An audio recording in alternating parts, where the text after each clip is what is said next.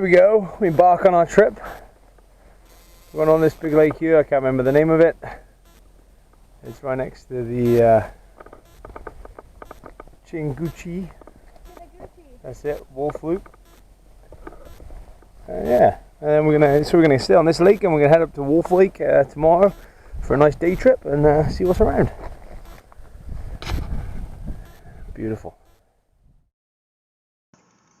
This is Lake Matagamasi of the Temagami region, which covers 1,905.92 square kilometers. It's a nice large park with over 4,000 canoe routes. So this is one of them, and we're going to be heading up to Wolf Lake the next day, as I was meant to be driving up to Wolf Lake, but my vehicle couldn't make it down the track. It got a bit too bumpy. I was driving on a small Hyundai Accent at the time, and I pushed that thing to its limits. So it was we had to stop it short and park up and get cracking. 7 kilometers in, and we managed to find a beautiful easterly facing campsite, which is what I always prefer because it keeps you protected from the prevailing winds, which typically come from the west in my area. I'm just showing you now, that was the fire pit, and as you went round to the left up ahead, there was a beaver lodge where often we'd hear beavers slapping their tails in the evening, and they'd be swimming around, which is pretty awesome. So that's us unpacked. We have a windbreak up to shelter us from the northwesterly wind coming in. It was pretty chilly. Keisha's waiting to light the fire there. And also we have a nice wood pile ready to rock. Of course, we're going to need more for the evening.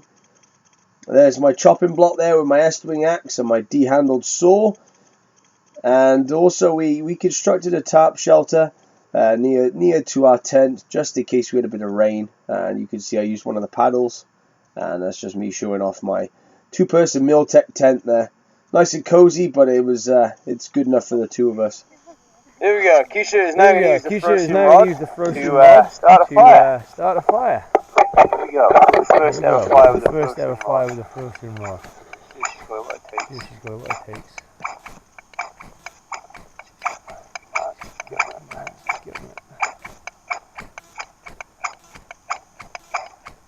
There we go, look at that, there we go, look, she did it, look, they are. Give it a blowing nice and gently. Nice, let that take. Get the rest of your tinder on there. Give us a smile, you. And give me my knife back. With the fire now, we settled in for the evening to relax and have a few drinks and some food, and took in the stunning views of this lake. And that's the direction we came from early on in the day. It's a long lake, and in the evening and the mornings you'll get the mist coming off of the lake, and the lake is so still it almost looks like a mirror. Absolutely beautiful country, beautiful place, and you see it's like a mirror. So we're getting packed here, ready for the day. Just a few bits of gear and some snacks.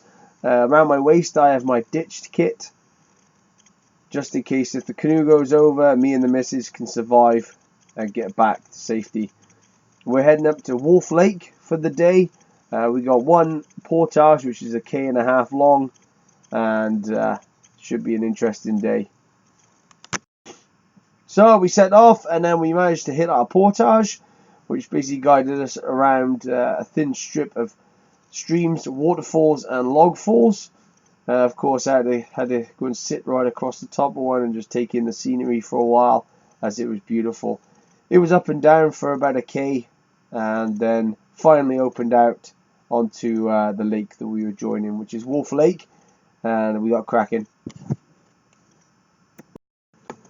So this is Wolf Lake. As you can see, the contrast between the shorelines of this lake and Matagamasi Lake is incredible. This is very rocky and very cliff-like, whereas Matagamasi is just tree-lined the whole way. And actually, the forests up in this area have some of the oldest growth of red pine in the world. Some of them age into 200 years old. And because this is fall, you get the odd crop of maples too, showing off their beautiful red colours. On the way back to the camp, we decided to have a bit of fun, lose the fat guy out of the back, and Keisha wanted to show off her front steering skills. So down this shallow stream, she was actually light enough in the canoe to negotiate it, and was pretty chuffed when she got to the bottom. Scot-free, and only after a couple of beachings, she got down to victory. So that was good fun. That was good fun to watch. So that was the end of our trip exploring Wolf Lake.